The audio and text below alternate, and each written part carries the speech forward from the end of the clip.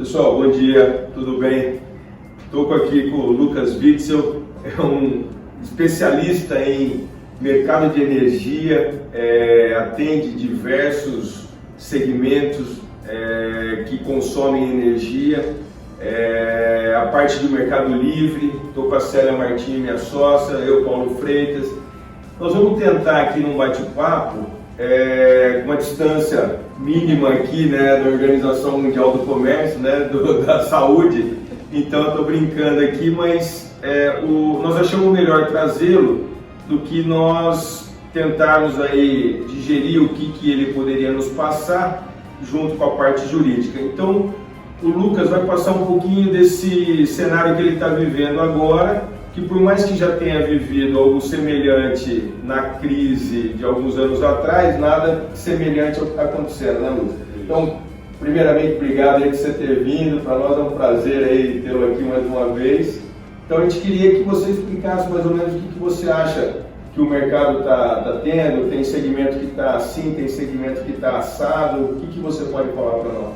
Bom, obrigado aí pela parceria com vocês, a gente sempre junto buscando trazer informação para os nossos clientes, amigos aí.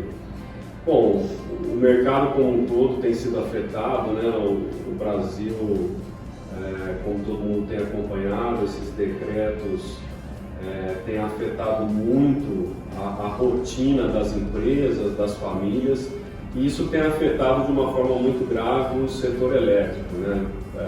Nas últimas semanas nós presenciamos o fechamento dos shopping centers, indústrias tendo a sua rotina alterada, diminuição de consumo, e isso trouxe um impacto muito grande na carga do setor como um todo.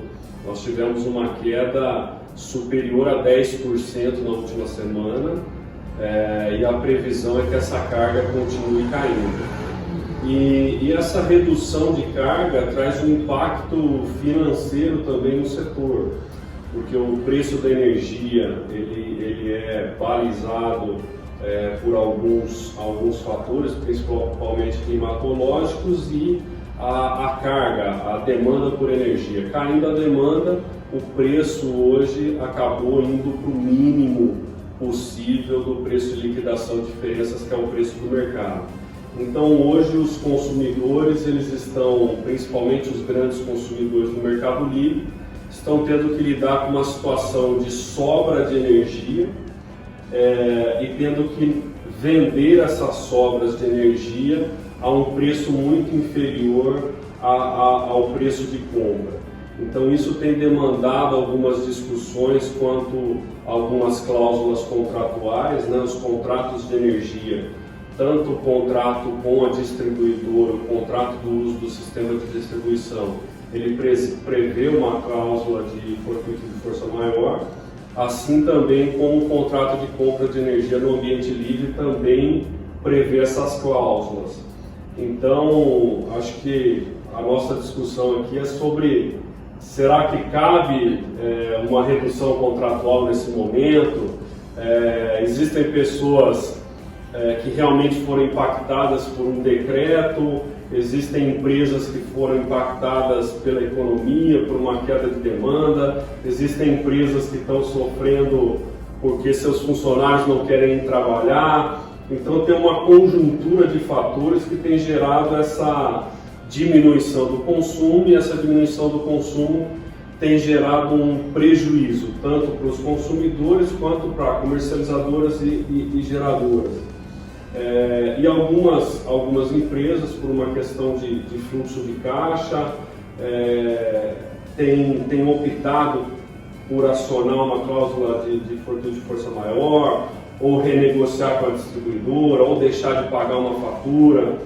Acho que seria interessante, dentro aí da área de vocês aí, explicar um pouquinho o que vale, o que não vale, o que se encaixa, o que se não encaixa nessa diminuição e renegociação de contratos, né? Só para te lembrar, a Célia gravou um vídeo a respeito disso: boa-fé contratual, princípio da preservação do contrato, caso fortuito, força maior, caso fortuito interno, caso fortuito externo. Então, a Célia tem uma opinião feita para alguns segmentos, para alguns casos. A minha opinião é que nós vamos ter que ver caso a caso, é isso, mas de uma forma um pouco mais generalizada por segmentos ou por questões que é o que o Lucas falou. Olha, eu tive porque houve um impacto porque o meu funcionário não foi, ou porque o shopping fechou, ou porque eu tenho uma comercialização menor. Então eu queria que a Célia comentasse um pouquinho. Olá a todos. Como o Paulo falou, e na verdade fomos nós dois, né, Paulo, que gravamos o vídeo, quando nós falamos um pouquinho a respeito do impacto, né, que isso está gerando nos contratos. Hoje, de forma específica, nós estamos falando dos contratos de energia. Esses tipos de contrato, geralmente, eles trazem previsão expressa quanto à questão de ocorrência de caso fortuito ou força maior. Praticamente, são contratos até padronizados, né? E, na verdade, ainda que não houvesse previsão nos contratos, nós temos a aplicação do Código Civil, lá no artigo 393, que fala da ocorrência do caso fortuito ou força maior. Mas esses contratos, eles se limitam a tratar dessa hipótese, da ocorrência de caso fortuito ou força maior. Nenhum deles traz a previsão, né, da teoria da imprevisão. Está lá no artigo 478 do Código Civil, que prevê a possibilidade de os contratos serem resolvidos ou até mesmo revisados, né, em decorrência de fatos extraordinários e imprevisíveis, que é justamente a situação, né, da pandemia que estamos vivendo. Então, no que diz respeito a esses contratos, eu entendo que não se aplica só a questão do caso fortuito ou força maior. Nós temos a possibilidade, sim, de rever esses contratos pela teoria da imprevisão, né? E volta a falar também, como a gente estava conversando, né, Lucas? É o momento das partes terem bom senso para negociar. Porque, afinal de contas, eu imagino que na maioria das situações, as partes não querem rescindir os contratos. Na verdade, o que elas querem? Elas querem um fôlego, né? Desde que elas estejam sendo atingidas pela pandemia, ou seja, precisa ter essa relação de causalidade, né? De que ela foi impactada pela pandemia. Então, é esse momento de ter esse equilíbrio, né? Das partes agirem com boa fé, de atenderem à função social do contrato, e desse contrato ter equilíbrio. Porque se uma das partes tiver uma onerosidade excessiva, ela tem a possibilidade, sim, de pedir a resolução ou a revisão. Então, o ideal é que as partes sentem e negociem a respeito. Vamos lembrar, né, o Lucas sabe disso, pela experiência, que esse tipo de contrato eles têm, né, pela fixação que foi meio que deliberado pela associação, que é a arbitragem. E o pessoal, vários advogados não estão familiarizados com a arbitragem.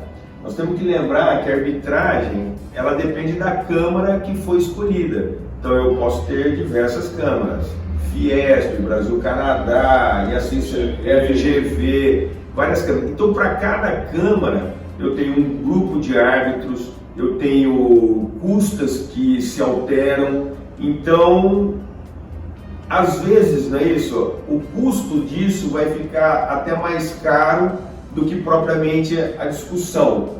Então, é um custo, por mais que eu tenha a tabela, então às vezes o molho fica mais caro do que o peixe. Não necessariamente, mas a gente tem que tomar um cuidado. O que a gente estava conversando aqui para esses casos em que amigavelmente não houver um consenso, é que poderia, não é isso, levar isso para uma mediação. Então as partes tentaram se compor, não conseguiram se compor. Todas essas câmaras, normalmente elas têm também a mediação. E na mediação é um árbitro só, ele é mais barato e que na verdade esse árbitro não é um árbitro, ele é um mediador. Então ele pode dar a opinião dele, ele pode falar, eu acho que aqui você está errado, eu acho que aqui você está certo, eu acho que aqui você está meio certo, você está errado. É diferente do árbitro que não vai poder dar a sua opinião. Mas o que eu queria perguntar aqui, abusar um pouco do Lucas, é o seguinte. Isso que tem a energia é uma commodity, não é isso? Então, esses contratos, eles são os contratos, na verdade, para regar essa questão financeira. Então nós temos que lembrar, que é o que você comentou agora há pouco, mais ou menos assim, tem quem vai vender essa energia, ele pagou caro, não é isso? Porque ele tinha uma demanda que ele imaginava ter e essa demanda foi menor.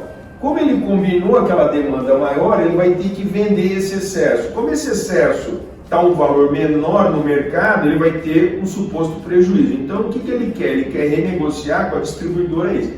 Por outro lado, eu tenho um outro que não teve, não é isso? O cara que, entre aspas, tinha energia, ele vai poder ter um ganho. Sim. Dependendo. Então, o que me parece, queria que você só explicasse um pouquinho esse mecanismo. O que a gente tem percebido no mercado, infelizmente, a minoria das indústrias estão crescendo o seu consumo, mas a gente tem dentro dos nossos clientes alguns setores que tiveram um aumento de demanda para o consumo. Então esse consumidor que hoje teve o seu contrato, contratou lá a R$200 e teve um excedente de consumo, ele consegue comprar a sua energia num preço muito mais baixo do que ele pagaria anteriormente. Agora, a maioria dos consumidores que compraram contando com uma projeção de produção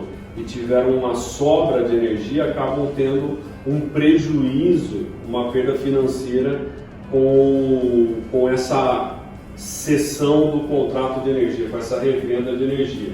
Então é uma questão até que nós comentamos que se a situação fosse contrária, então supondo aqui que o preço de energia hoje tivesse disparado R$500 lá, próximo ao teto do preço de liquidação de diferenças, esses consumidores que hoje estão tendo sobra, eles teriam um lucro com essa venda de energia e talvez nenhum desses consumidores estariam alegando nada, estariam todos felizes ali recebendo a sua energia e comercializando no mercado. Talvez quem estaria chorando seriam os comercializadores.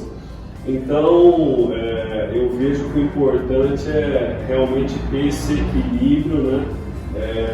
Sentar todo mundo, renegociar, ver qual é o ponto de equilíbrio para que não haja nenhum estresse generalizado no mercado, porque se o consumidor acaba pedindo uma redução para o comercializador vai ter que repassar isso para outro comercializador, para o gerador, e acaba sendo um efeito cascata aí que pode ser danoso para todo o setor. Então é importante que não haja abusos, né? A gente tem visto muitas vezes algumas empresas que têm uma saúde financeira, têm condição de honrar os seus contratos, já antes mesmo do evento ocorrer, já notificando, já buscando uma solução. Então acho que nesse momento de dificuldade é importante haver esse equilíbrio entre as partes, né? Agradeço a vocês pela oportunidade, pela parceria.